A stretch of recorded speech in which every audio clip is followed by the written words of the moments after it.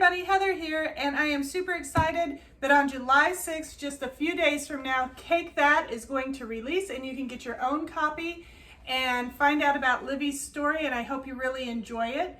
But today what I'm going to do to kind of celebrate ahead of time is my own version of a Nail It or Fail It video. In the book, Livy makes a lot of different cakes. And one of the cakes she makes is one inspired by a Russian honey cake. So I went online and I found a Russian honey cake recipe.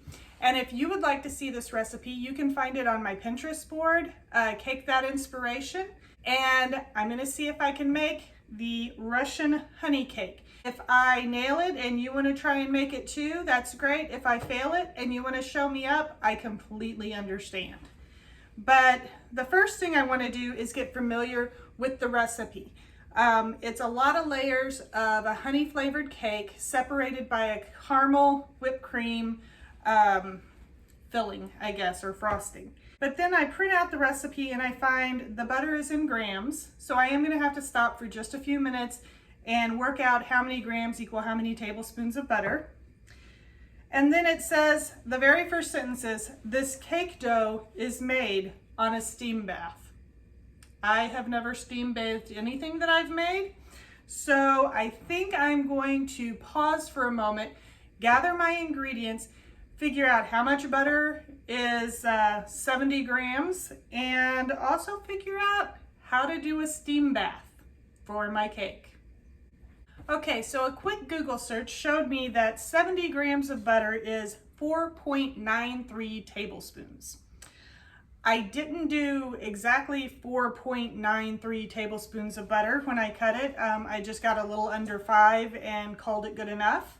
If that's enough to ruin my Russian honey cake, then I probably don't want to make Russian honey cake.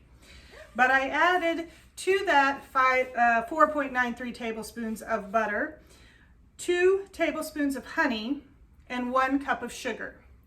And I put them in a metal bowl and I'm going to set them on my steam bath.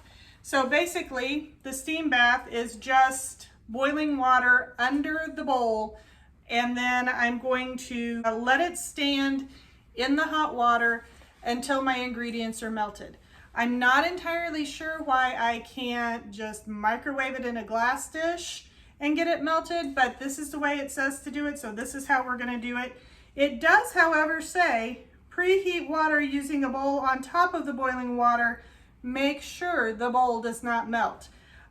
Why anyone would want to put a plastic bowl in boiling water, I'm not sure. I'm choosing to use metal. Okay, and it says in a separate bowl, I'm going to beat 3 eggs with 1.5 teaspoons of baking soda. And then I'll add that to what's melting over here. So while I wait for that to melt, I'm going to go ahead and get everything else ready. So my butter, sugar, and honey is all melted above its steam bath. My 3 eggs and 1.5 teaspoons of baking soda have been beaten until they have one consistency. And now it says, slowly add egg mixture to the batter. Continue mixing the whole time while adding. So I'm going to come over here and add it to that on my steam bath.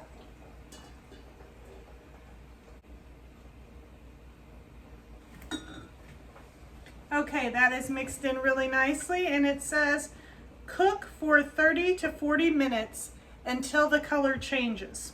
It doesn't tell me exactly what color it's supposed to change to. I'm guessing just a more golden color than it already is. And then I'm going to take it off the steam bath and add vanilla extract and let it sit for 10 minutes. So I'll be back in a bit. Okay, so I let that cook for about 30 to 40 minutes until the color changed. I took it off the steam bath, added vanilla extract, and let it sit for about 10 minutes. I have to say, I am not overly confident in the fact that I'm doing this correctly. But it does say, add flour to the dough, and it may be sticky after adding the flour. It is 3 cups of flour, so, you know, maybe maybe that's gonna make all the difference. We'll hope that makes all the difference.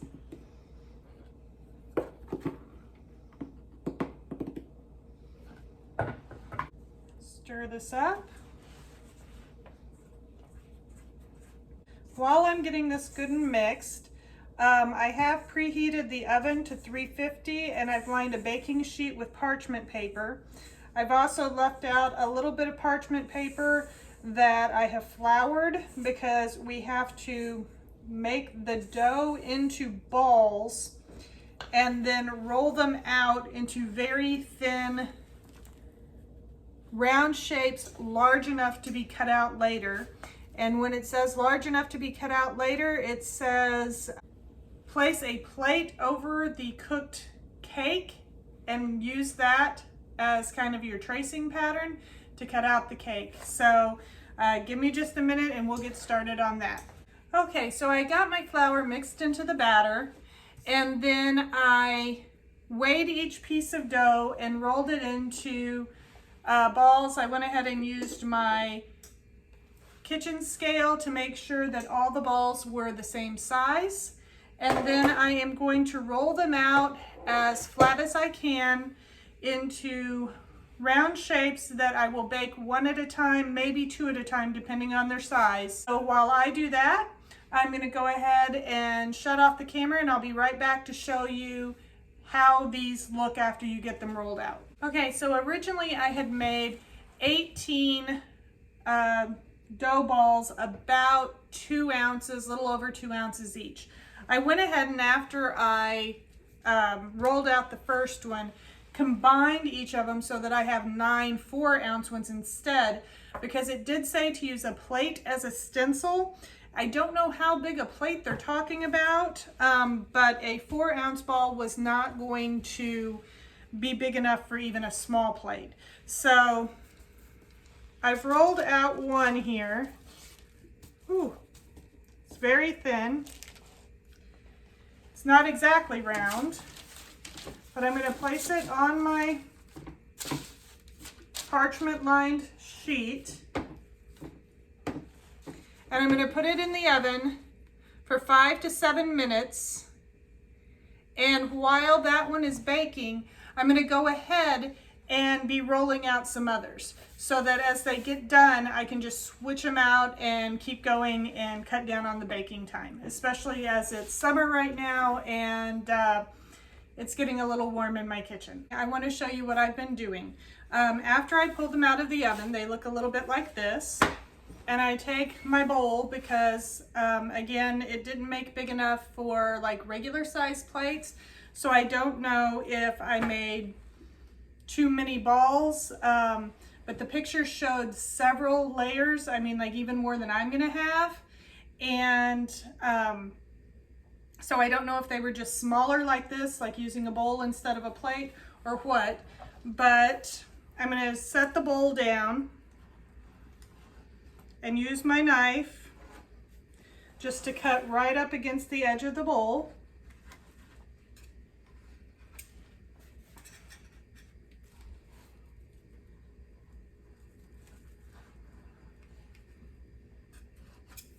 And that will make sure that all of my layers are the exact same size and shape.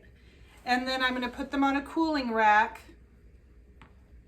while the others finish baking. I do want to share a few things with you that I've learned so far. One, I could have twice as many layers as I do if I had known what size bowl I was going to be using to cut. And because I've got all of these scraps left, and yes, I'm going to be using some of them, but there's enough I could have had probably double the number of layers that I'm going to end up with. The other thing I've learned is you do not want to make this cake on the hottest day of the summer, because by the time it gets done, you'll feel like you have baked yourself. Your oven has to be on so long and your stove has to be on so long. So those are the two things I've learned so far. We don't know for sure how this is going to end up, so stick with me and we'll get the frosting done in just a few minutes. Okay, we're back and ready to start on the frosting that's going to go on this cake. In a bowl, I have 200 grams of butter, which is basically 10 tablespoons, 8 ounces of cream cheese, and 12 ounces of cooked condensed milk. Now, I had never heard of cooked condensed milk. I've heard of sweetened condensed milk. And what it is basically is dulce de leche. If you take the sweetened condensed milk and cook it, and there are a few different options for how to do that, that's basically what you're getting, is that nice caramel color, caramel flavor in your sweetened condensed milk. So rather than spending 3 hours cooking the sweetened condensed milk, I went ahead and just found dulce de leche in the baking aisle, and that's what I'm using. So that is all in here. And the first thing I have to do is whip together all of these until they are well mixed. A quick note on the butter, cream cheese, and cooked condensed milk. You do want to make sure you're starting with those at room temperature so that they mix up really well. And then what we're going to do, pour in the whipping cream. And this is heavy whipping cream. It's a pint. And then it says to whip until the cream is very thick. Now that we've got our frosting done, let me show you that. We're going to go ahead and put the cakes together. And just on a regular cake plate, I've got my first layer of the honey cake, and we need to add the frosting between each layer. You want to keep it even as far as how much you put between each layer.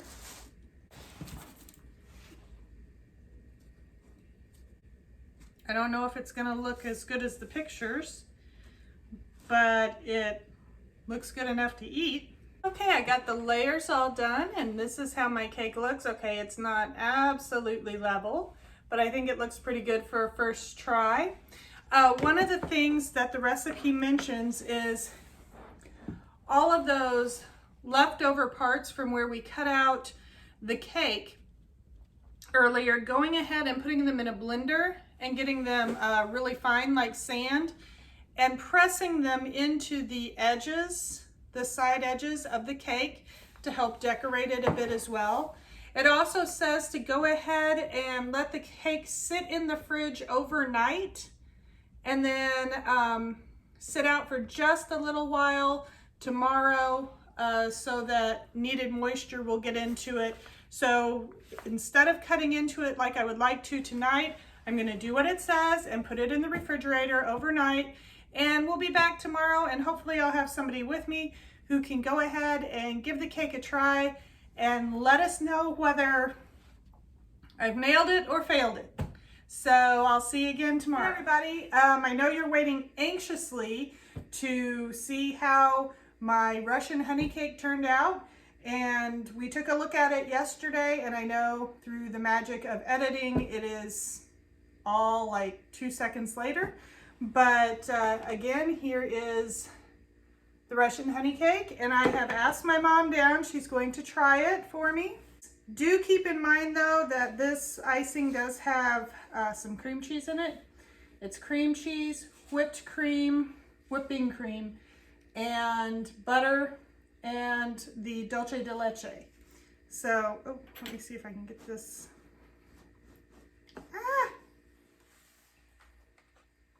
Let me show real quick here. The layers. The layers that, oh, hopefully, there we go. See, it looks almost like the picture if you look at the picture on my Pinterest board. And so here you go. And the reason I warned her about that is because she's not real big on cream cheese frosting. So I wanted you aware of the taste before you actually taste it.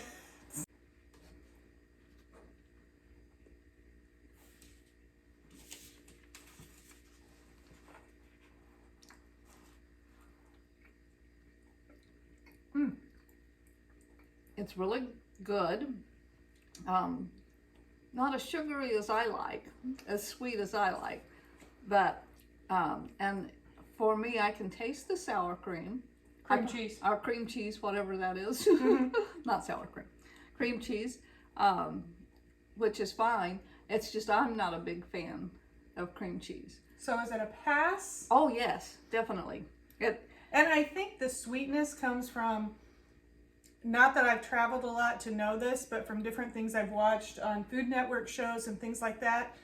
Other countries don't tend to go as sweet in their sweets as we do. We like sugar everything up, and they tend to be a little more mild in their sweet. So maybe that's part of it. I know I gave my husband some of the cake, not the frosting because he's allergic to milk. It would kill him. We don't want to do that. But he tried it. He's like, huh, it's kind of like a pancake mixed with graham cracker. Yeah, it's a not that it's a hard cake. It's very soft. It's very moist. I find it's very moist. It's easy to. In fact, I really like the cake, and the icing is good. You just don't like that cream cheese. Well, I'm the one that likes. What's the other frosting? Buttercream. Buttercream frosting. All the sugar. So, in looks, I think it's a pass. In taste, I don't know for sure that it tastes like it's supposed to taste because I've never had it before, but I'm guessing it's good. A good comparison. So I think I nailed it. What do you think? Go ahead and try it yourself. Again, it's on Pinterest under my Cake That Inspiration board, and I may even try a bûche de Noël before release day and see if I can roll up cake, because quite frankly, cake doesn't seem like something that should be rolled up.